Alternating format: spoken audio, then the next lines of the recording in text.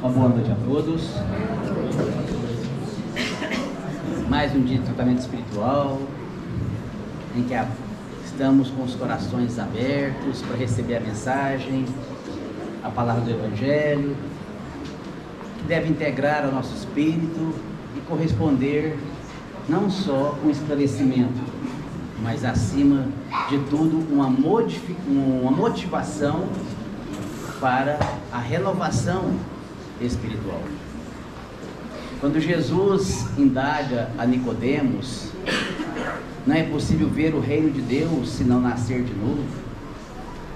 Numa existência é possível que a gente possa renascer do Espírito, renascer em compreendendo a nossa evolução, em sair dos paradigmas, em renovar a mentalidade, em mudar o aspecto do sentimento. Tudo isso é se renovar dentro da reencarnação. E é esse trabalho que o Cristo faz em todos nós. Por exemplo, de todos que estão aqui, cada um num motivo muito particular que os trouxe a essa casa. Mas a questão não é só se tornar espírita ou simpatizar com a doutrina espírita. É um convite do Cristo para que se possa compreender, num momento tão difícil que a Terra está passando, a renovação espiritual de cada um. É nessa compreensão que nós estamos aqui hoje, para entender um pouco mais de uma lição de Emmanuel na obra Fonte Viva, intitulada Cristo e Nós. Porque cristianismo, segundo Emmanuel, é Cristo e nós. Não é uma doutrina apenas, é uma conglomeração, um conglomerado de cristãos que se unem para levar a boa nova em todas as partes que nós nos situamos. E veja bem, Deus não estabelece linhas divisórias entre o templo e a oficina. E essa é uma questão séria, porque por louvar Jesus nas igrejas, nos templos, e menoscabá-lo, desprezá-lo, ignorá-lo nas ruas, é que nós temos naufragado milhões de vezes, situando uma religiosidade apenas templária, religiosa, esquecendo que a vinha do Cristo é toda a humanidade. Então, quando se fala de Evangelho, onde atuar no Evangelho? Na casa espírita, na igreja católica, nos templos evangélicos, mas também onde nós estamos alocados, nas frentes de trabalho, no lar, na sociedade, na rua. Quer ver? Está faltando oportunidade de ser mais brando, de ser paciente, de ser calmo? Está faltando oportunidade de ser caridoso? Está faltando oportunidade, gente? Está sim, não está? Aí é que está a questão. Nós estamos vendo um mundo em crise, difícil, com tantos espíritos parecem adoecidos, e a doutrina espírita querendo nos fazer enxergar oportunidades de evolução. É uma prova difícil, porque nos pega a todos.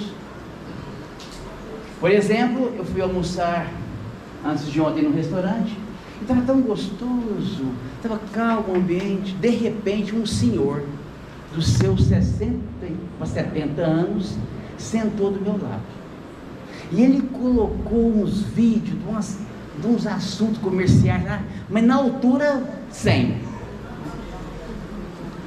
Não é possível, não é possível. Desestruturei, fiquei nervoso, irritado. Aí Jesus é bom comigo, falou assim: Alexandre, vai lá falar um pouquinho mais, você está precisando, vai acalmar ainda, que você está tirando uma nota muito ruim nas provas do dia a dia. Porque era uma oportunidade. Coitado, vai que ele tem surdez, não escuta, tem que colocar aula. Vai que aquilo é um trabalho tão importante que ele só encontrou aquele momento para olhar aquelas aulas. Mas nada disso veio na minha cabeça, só veio a minha irritação. É disso que se trata o Evangelho, gente. E não é infelizmente não, é felizmente. Porque bem-aventurados os brandos, os pacíficos, porque herdarão a terra, né? Então são provas que nós temos todos os dias, nos habilitando. Se você está pronto para conviver e para viver no mundo de regeneração, onde o bem preponderar sobre o mal. É assim com todos. Por isso essa lição de Emmanuel, ela começa descrevendo assim: os homens esperam por Jesus, mas Jesus espera igualmente pelos homens. E não é que Jesus precise tanto de nós, é porque Ele sabe o que irá conferir a cada um, para cada um se fortalecer no trabalho. Esse é o motivo. Não acredite nós que vamos ter uma terra redimida sem a redenção de cada um. No Boa Nova é muito peculiar essa lição. Jesus falando: achas que eu teria vindo a esse mundo sem a certeza confortadora que este mundo será meu reino? Porque a gente olha o mundo hoje e fala: não é possível, não tem condição desse mundo ser o reino de Jesus. Olha as criaturas. Mas você pega para o espelho e fala assim: olha eu, como eu ainda estou. Percebe? E ele diz mais: o Evangelho terá que florescer primeiramente dentro da alma. Florescer dentro de cada alma, para depois frutificar no espírito dos povos.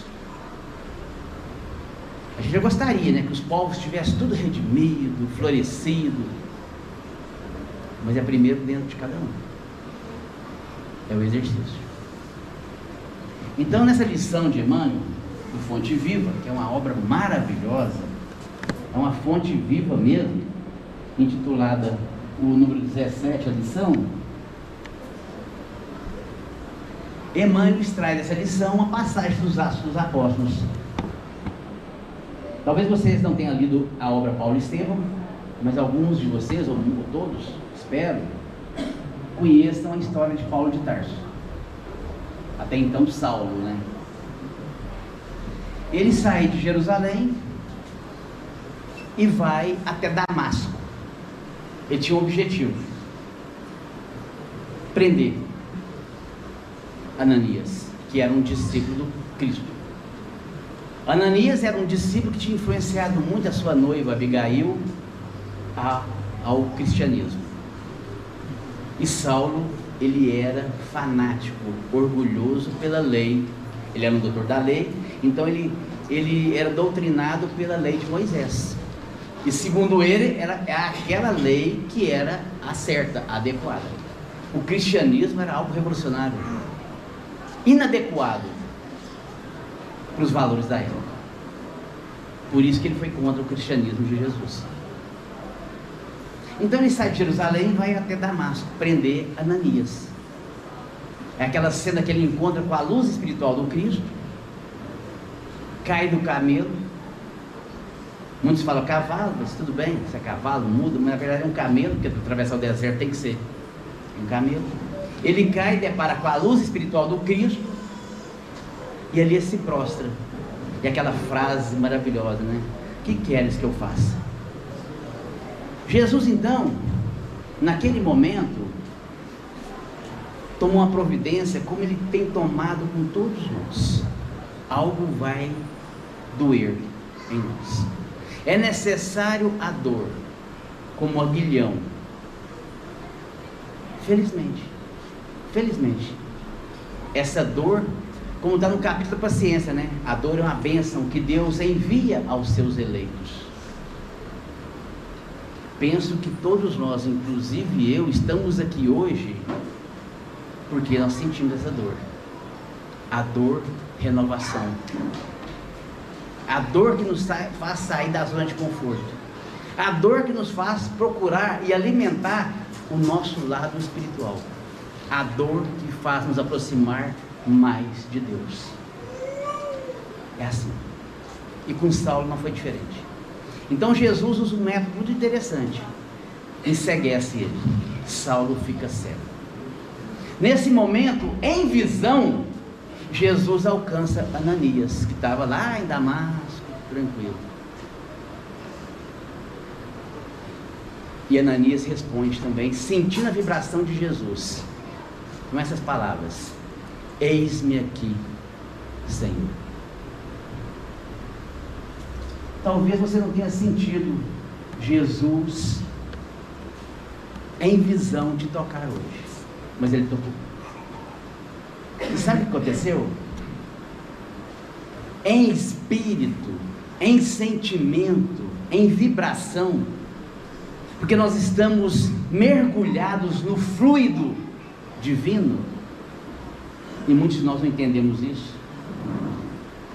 Nós estamos mergulhados no fluido divino. Deus está em nós, como nós estamos em Deus, o tempo todo. O tempo todo, acredite. Então talvez você não tenha percebido. Também não percebeu que você, espiritualmente, disse: eis-me aqui, Senhor. E está aqui hoje. Não só sentindo, mas participando dessa comunhão com Jesus.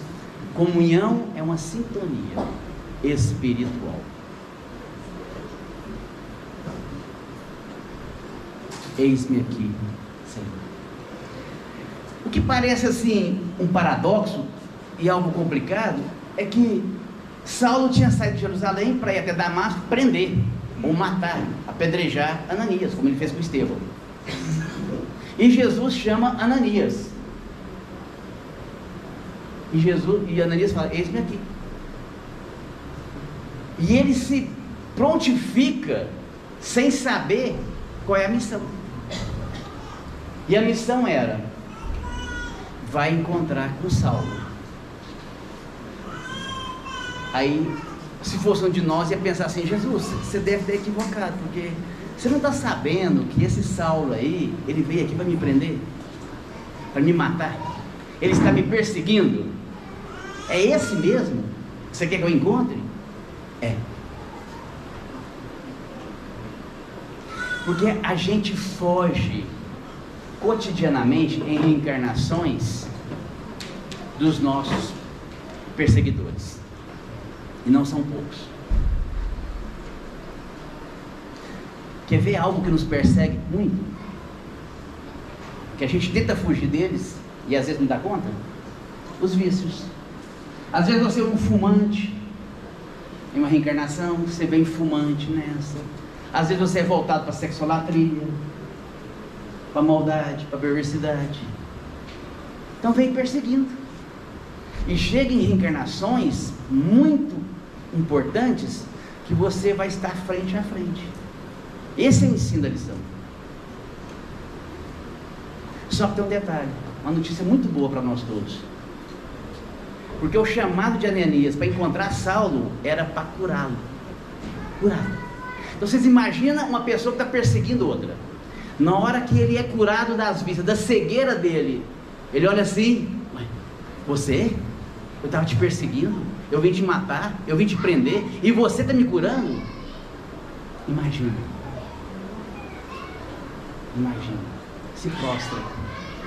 Por isso que a conversão dele se deu em Damasco, a porta de Damasco, com Jesus, e depois com o discípulo Ananias. É a mesma coisa conosco. A gente vai enfrentar os nossos perseguidores de milênios, e o venceremos. Sabe como? Através do amor. Do amor. Não é pela revolta, pela briga, pela violência, é pelo amor. E acontece isso a cada reencarnação. Por isso que Emmanuel fala: Jesus, os homens esperam por Jesus, mas Jesus espera igualmente para os homens. Vai chegar o momento desse encontro, e Jesus vai estar organizando tudo, porque ele organizou Saulo e Ananias. Você acha que ele está organizando você com as suas questões para esse encontro? Do mesmo jeito. A gente precisa ler mais as obras espíritas, porque está tudo ali. É só você se colocar no contexto. Olha seus vícios, as suas más inclinações, as suas imperfeições. É isso que se trata a reencarnação. É depuração, é renovação, é o renascer de novo. Então, a boa nova, ela está aqui na obra, gente. Está aqui. A boa nova, no primeiro momento, ela convida. Sabia que ela convida? É um convite singelo. Um convite. Saulo teve esse convite através de Abigail, a sua noiva. Ela tinha convertido ao cristianismo. Tentou influenciar ele, mostrar para ele que era um caminho a ser seguido. Ele não aceitou. Foi o primeiro convite de Saulo. Aí a boa nova convidou, não aceitou? Ok. Esse pai amoroso nos ama demais. O que um pai faz quando ele convida um filho e o filho não aceita? Insiste, não é? Se for, é por bem? Um pai não insiste? Insiste. Insistiram com Saulo, através de Gamaliel, o seu mestre na sinagoga. Gamaliel já tinha percebido a potencialidade do cristianismo, daquelas palavras que não veio destruir uma lei, mas veio dar cumprimento a uma lei totalmente distorcida para a época, porque a lei de Moisés ainda era olho por olho, dente por dente. Amar a Deus sobre todas as coisas e o próximo como a si mesmo, mas matava o próximo, prendia o próximo, repudiava o próximo, excluía o próximo. Que lei é essa? Era a lei que Saulo defendia, totalmente contrária às concepções do cristianismo que o Jesus trouxe à terra, a boa nova. Então houve um convite, insistiu com ele. Aí no terceiro momento, diz Emmanuel, a boa nova apela. Mas não é de apelar, de ficar nervoso não, igual a gente apela. É apelar de apelação. Vou apelar para uma metodologia mais convincente. Por isso a cegueira de Saulo. Por isso a cegueira. Quando ele ficou cego, ele tirou a visão materialista dele para sentir aquela presença do Cristo. E de Jesus continua fazendo até hoje, tirando as nossas percepções tão mundanas, tão fúteis, tão materialistas, e nos mostrando outras perspectivas espirituais, assim como são. Então convida, insiste e apela. Sabe para quê? Olha aqui. Para que se convertam em instrumentos da sua divina vontade. O convite é só para a gente se tornar instrumentos de uma divina vontade. E o que isso faz na vida da gente? É divino, dá sentido à vida. Dá sentido. É por isso que eu vejo tantos espíritas, igual no Congresso Espírita que teve aqui em Uberlândia agora, recentemente, inclusive, gente, está lá, CEL, Congresso Espírita de Uberlândia, no YouTube. Entra lá, 17 palestras, o tema, Maria, sobre a mãe de Jesus, foi o tema do Congresso. 17 palestras. Maria, eis aqui a tua serva, cumpra em mim as tuas palavras. Esse é o tema do Congresso, está no YouTube. Só entrar lá e colocar, está lá, assiste. Então, para que nos tornemos instrumentos de uma divina vontade. Ó, gente, esse convite foi feito a mim há 12 anos atrás. Veio esse convite para eu me tornar divulgador de uma doutrina espírita. Eu poderia ter recusado, mas graças a Deus não recusei. Aí eu pergunto, será que não está chegando esses convites para a gente não, gente? Hã? Será que está chegando não? E sabe o que precisa para aceitar o convite? Vocês não vão acreditar. O que precisa para aceitar o convite? Você não vai. Tem noção? Você teria noção de falar? Você teria? Capacidade intelectual? Curso superior? Formado em teologia? Hã? Boa vontade. Nossa, eu quero que você repete aqui no microfone. Boa vontade. Só isso. Tá aqui, ó. O que ele falou. Ele falou. A colaboração ativa dos corações de boa vontade. Só. Mais nada. Deixa o resto da espiritualidade. Boa vontade. Você quer ler livros espíritas? Boa vontade. Quer começar um culto do Evangelho no lar na sua casa? Boa vontade. Você quer realmente participar espiritualmente na sua vida com algo que te acrescenta? Boa vontade. Só boa vontade. Mais nada. Pega os discípulos de Jesus. O que foi preeminente para aquele convite que ele fez àqueles pescadores? Rudes, ignorantes, sem instrução? Boa vontade. Olha o que se tornaram. Olha o que se tornaram. Não vai faltar recurso, encaminhamento e instrução. Mas isso, gente, não tem linha divisória entre o templo e a oficina de trabalho.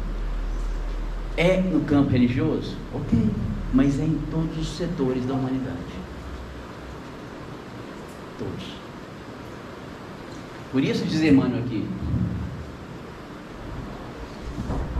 aquelas palavras que nós entendemos que Jesus falou tantos anos, né? Ide e pregai. E eu pregar?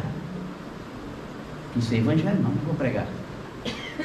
Prega-se com palavras ou exemplo? São Francisco falava, vai pregar, se for necessário, use as palavras. São Francisco de Assis falava isso. Eis que vos mando, resplandeça em vós a luz diante dos homens. Sois o sal da terra. Será que Jesus estava fazendo alguma propaganda enganosa com essas palavras? Eis que vos mando. Para não ficar muito teórico, eu vou dar um exemplo que acontece com a gente, para a gente entender como é que é o toque sutil de Jesus na nossa vida. Porque você pensa, eis que vos mando, aí eu tenho que construir uma creche, eu tenho que fazer um orfanato. Jesus está esperando tão pouco da gente, e a gente tem falhado no pouco. E é mais ou menos assim. Semana passada eu gosto de andar de bicicleta. Eu peguei minha bike e fui andar, fazer o anel viário ali. Eu estava lá pro lado de São Jorge, bem distante, quase saindo para a rodovia. Eu vi uma senhora dos seus 65 anos varrendo a rua, uma garinha. Quando eu passei por ela de bicicleta, me veio aquela vontade de voltar e falar algo para ela. E a vontade foi aumentando. Eu preciso voltar lá, eu preciso voltar. Aí eu peguei, eu tinha andado uns 150 metros para frente dela, voltei com a bicicleta, cheguei até ela, não sabia o que ia falar, mas foi vindo na minha mente. Bom dia, senhora, tá bom? Qual é o nome da senhora? É Dona Antônia. Antônia. Ah, Dona Antônia, bom dia, prazer. Eu tenho um recado para a senhora de Jesus. Ela olhou assim. Jesus está pedindo para eu falar para a senhora que esse trabalho da senhora é tão digno, mas tão digno, mas tão digno, tanto quanto de um presidente que senta numa cadeira num palácio. E se a senhora não é tão remunerada como mereceria ser pelos homens, a senhora é muito remunerada pelos homens, por Deus. Se a senhora não é remunerada pelos homens como gostaria e deveria ser, a senhora é muito remunerada por Deus. E eu quero agradecer a senhora de coração, porque enquanto a senhora está limpando Uberlândia, muitos estão aí sujando. Essa mulher começou a lacrimejar os olhos, embargou, e falou assim: meu filho, o que é isso? Ganhei meu dia. Semana passada, gente. Eis que vos mando. A gente sente essas emoções para fazer algo tão pequeno na vida do outro. E o que acontece às vezes? O bem muito tímido, você não conecta que é uma vontade, é Cristo e nós, e a gente deixa passar, a gente não faz, porque o bem é tímido. Agora olha o mal na terra, é audacioso, é implacável. Por isso que a gente não consegue ainda controlar essa balança do mal e do bem. Nós queremos muito fazer o bem. Eis que vos mando, resplandeça a vossa luz diante dos homens, sois o sal da terra, ide e pregai. Eu não sei o que essa mulher estava tendo naquele dia, psicologicamente, familiarmente, socialmente. Eu sei que ela, pela emoção que ela transbordou, ela necessitava daquilo. E quem mandou? Eu podia passar por tantas ruas, eu tinha que passar por aquela mulher estava. Eu tinha que sentir aquela vontade que eu senti. Esse é o trabalho do Cristo. Não é só com Saulo, com os discípulos, é com cada um no dia a dia. É isso. Esse é Cristo em nós. E nós. Para chegar a milênios, como um Saulo virando Paulo, né? Não sou eu mais quem vivo, mas o Cristo vive em mim. Aí já é Cristo em nós. Aí é outro patamar que chegaremos um dia. E é por isso que Emmanuel encerra assim: amemos e trabalhemos, purificando e servindo sempre. Onde estiver um seguidor do Evangelho, aí se encontra um mensageiro do amigo celestial, Jesus, para a obra incessante do bem. Eu não posso fazer isso em casa? Não posso fazer isso em casa? Não? Faço sempre. Na rua? No trabalho? É isso, gente. Esse é o mundo que Jesus está preparando, que Ele disse: será meu reino. É esse. Quando todo mundo cuidar de todo mundo. Já imaginou que beleza? Quando todo mundo cuidar de todo mundo.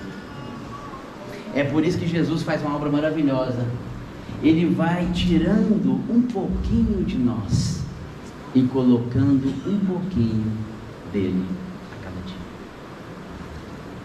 A gente não percebe isso, mas a cada reencarnação Ele tira um pouquinho de nós e coloca um pouquinho dele. No Evangelho segundo o Espiritismo, Cristo Consolador, depois de Ele pedir: amai-vos, eis o primeiro ensinamento, instruí-vos, eis o segundo. Ele diz abaixo o Espírito de verdade: as suas almas não estão esquecidas. Eu, o divino jardineiro, as cultivo no silêncio dos vossos pensamentos. Todas as noites sentirá surgir em vós, e sentireis a minha divina semente. Vocês já viram que quando a gente dorme, muitas vezes a gente acorda com ideias boas, com sugestionamentos, com encaminhamentos, com decisões, com propostas, com aquele reforço espiritual. É a semente de Jesus em cada um de nós. Eu, o divino jardineiro, as cultivo no silêncio dos vossos pensamentos. É só conectar. Por isso somos trazidos aqui, para essa conexão espiritual. Sabe por quê, gente? Está sendo feito na Terra um recenseamento. Contagem. Está lá no Obreiros do Senhor. Aqueles que não recuarem diante das suas tarefas, é que irão receber papéis, funções mais importantes na grande obra da regeneração pelo Espiritismo. Então a gente já começa a sentir esse trabalho do Cristo em cada um de nós. Ele fez com Zaqueu, com Maria de Magdala, com Saulo, com os discípulos, com tantos, e continua fazendo até hoje. Se você pegar a parábola da vinha, ela começa assim: o Senhor que saiu de madrugada a aliciar, a contratar trabalhadores para a sua vinha. Quem saiu para aliciar, para contratar? O Senhor. É Ele que sai para contratar. A parábola da vinha diz isso, para trabalhar na vinha dele. A questão é que nós estamos tão assim iludidos com o mundo material, que a gente não percebe o convite, não entende a insistência e muito menos a apelação até hoje. Por isso sofremos na matéria tantos desses setores, para ver se nos desperta. Vocês pensarem que é só, às vezes não é com uns e com outros, não. Ele falou isso a Públio Lentulus: não procuro o homem orgulhoso de estado, que deverá sofrer milênios para que volte até mim. E aquele senador sofreu para se tornar um Emmanuel, guia espiritual de Chico Xavier. No meu caso em particular, gente, foi 2 infartos no AVC para eu dar um jeito. Foi, tá bom, eu entendi, tô indo. Por quê? 2 infartos, AVC, a apelação seria qual? Uma desencarnação, para eu ir retemperar o meu espírito no mundo espiritual e implorar para voltar para fazer o que eu não fiz nessa. É assim com todos. É assim com todos. Então vamos aproveitar essa reencarnação. Jesus continua convidado. Que seja para atender alguém que você nem imagina, mas sentiu no coração, é para o bem, não hesita não, faz. O mundo agradece, e Jesus também. Muito obrigado a todos.